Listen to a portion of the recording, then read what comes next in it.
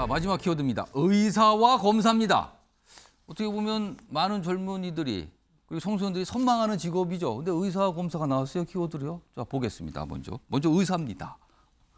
의사 관련된 내용인데 어느 병원이 좀 나와요. 기사, 첫 번째 기사인데 근무 중 뇌출혈로 쓰러진 아산병원 간호사 당장 수술할 의사가 없다. 병원에서 쓰러졌어요. 근데 응급실에 갔는데 당장 수술할 의사가 없어 안타까운 주문.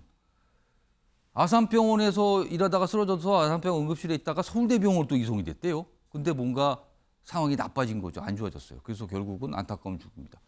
우창석 평론가, 이게 무슨 사연입니까? 네, 일단 지난 7월 24일이고요. 병원 예. 간호사가 이제 출근을 하고 오전 6시 30분쯤에 출근 직후에 두통을 호소하다가 뇌출혈로 쓰러졌습니다. 근데 병원 아니면 응급조치를 할 수 있고 수술도 할 수 있는 거 아닙니까? 그렇죠. 이제 보통 집에서 이런 일이 있으면 응급차를 부르고 그렇죠. 이동하는 시간이 시간도 걸리죠. 걸리는데 병원 안에서 일어났고 의료진이었기 때문에 예. 옆에 있는 동료가 이 의료의 심각성을 충분히 쉽게 파악할 수가 있었습니다. 그렇죠. 바로 수술에 들어갔거나 흔히 말하는 골든타임을 지킬 수가 있었고 예. 특히나 해당 아산병원은 세계 50위 정도의 수준 높은 엄청난 의료를 명성을 갖고 있는 병원이잖아요. 명성을 가지고 있고 또 홈페이지 들어가면 패스트트랙이라고 해서 예. 의료 골든타임을 지키는 체계가 아주 잘 되어 있다라고 예. 자랑을 하고 있습니다. 그런데 중요한 것은 자신의 병원에 근무하고 있는 간호사도 지키지 못했다는 것. 아산병원에 따르면은 이 부분에 대해서 의사가 휴가를 갔다. 수술을 할 수 있는 의사가. 예. 그리고 또 다른 의사들은 학회에 참석하고 있었다. 라는 얘기를 했지만 그럼 어떻게 되는 거죠, 이게? 납득하기 좀 어려운 것이 의사가 부족했다는 뜻이 됩니까? 이게 어떻게 되는 결국 겁니까? 부족했다라는 것이 되거나 또는 해당 있던 의사가 상주하던 의사가 수술할 수 없었던 없는 상황이 됐다. 수술할 수 없는 의사였다. 근데 만약에 그때 병원에서 근무하는 간호사가 아니라 다른 환자가 그 시간대에 병원에 급하게 왔다면 그때도 어려웠다는 겁니까, 그러면은? 그렇게 해석될 수밖에 없는 것이죠. 그러니까 일반 환자가 갔으면은 더 어려웠지 않았나라는 생각이 그래서 지금 들고. 다른 병원으로 이송이 됐잖아요, 지금. 이게 더 심각하게 보입니다. 우리나라 최고의 병원에서 다른 병원으로 지금 이송을 했다. 그리고 결국 끝내 사망했다. 이게 사실 있을 수 없는 일이거든요. 저는 마지막으로 안타까운 것은 이 사건이 자체적인 조사, 자체적인 추모에 의해서 밝혀진 것이 아니고요. 7월 31일 직장인들이 흔히 말하는 이제 익명 게시판, 블라인드라는 어플리케이션을 통해서 알려졌습니다. 직장의 내용을 올리는 그런 곳. 네. 거기에 만약에 알려지지 않았다면 또 세상으로 밝혀지지 않았을지 않을까라는 생각이 듭니다. 어제 이 사안이요, 국회에서도 좀 질의응답에 포함이 됐거든요. 그 내용 좀 들어보시죠.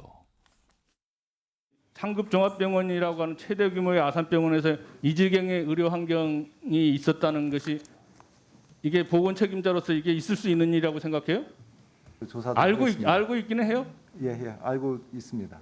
이 문제에 대해서도 차관께서 진상 조사를 제대로 해서 보고해 주시기 바라겠습니다. 알겠습니다. 의원님께 별도로 보고 드리겠습니다. 뭐 별다른 내용은 없군요. 그냥 이렇게 뭐 질타하고 파악해달라는 이런 당부군요. 관련 기사 하나 있거든요. 내용 좀 보시죠.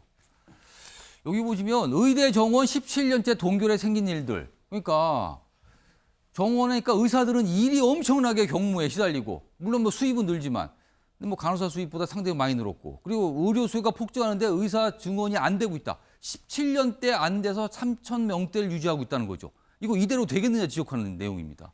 김종욱 전 행정관 이거 어떻게 보십니까? 저 기사 데이터가 상당히 중요해요. 이게 2006년부터 의대 정원이 동결됐는데 예. 그 17년 동안 65세 이상 인구는 320만 명이 늘어났어요. 그러면 감당하기 어렵다는 그렇죠. 거네요. OECD 평균으로 보면 멕시코 다음으로 1000명당 2.5명이니까 가장 낮은 수준인 상황이에요. 그러니까 저도 진료받으면 어느 때 30초만 진료받는 경우가 있어요. 1분, 3분. 의사도 힘든 거네요. 너무 많은 환자를 담당해야 근데 되는 의사는 거네요. 또 예를 들면 정원을 늘리게 되는 로스쿨 사태를 다 보시면 알겠습니다만 예를 들면 그 급여도 적어지게 되고 경쟁 체제에 들어가는 측면들을 싫어하기 때문에 또 정원을 묶어두는 측면들이 분명히 있어요. 전 그래서 공공의료 확대 국가가 책임져야 됩니다. 그래서 반도체 인력만 말씀하실 게 아니라 의료 인력. 의료를 이제 말씀하셔야 할 때가 됐다고 생각해요.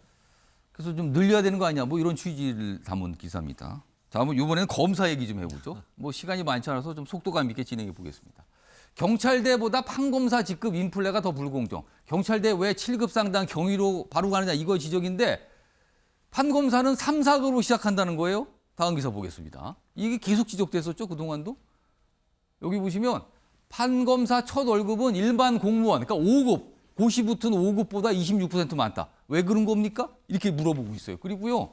무슨 비행기, 항공기도 굉장히 우대를 받고 뭐 비즈니스석 검사들은 기본 탈 수 있는 게 비즈니스석이다. 물론 상황에 따라 다르게 적용한다지만 비즈니스부터 비즈니스석 시작한다. 뭐 이런 지적까지 담고 있습니다.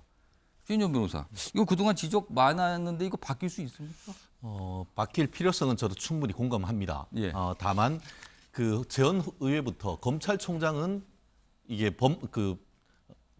장관급이고 이게 경찰총장은 차관급인 거는 이게 어떻게 보면 독립성 때문에 그런 겁니다. 네. 알겠습니다. 그동안 얘기가 있었는데 좀 논의가 어떻게 되는지 모르겠습니다. 시간이 없어서 이 정도로 마무리하겠습니다. 오늘 아침 MBL 경제 여기서 마무리하겠습니다.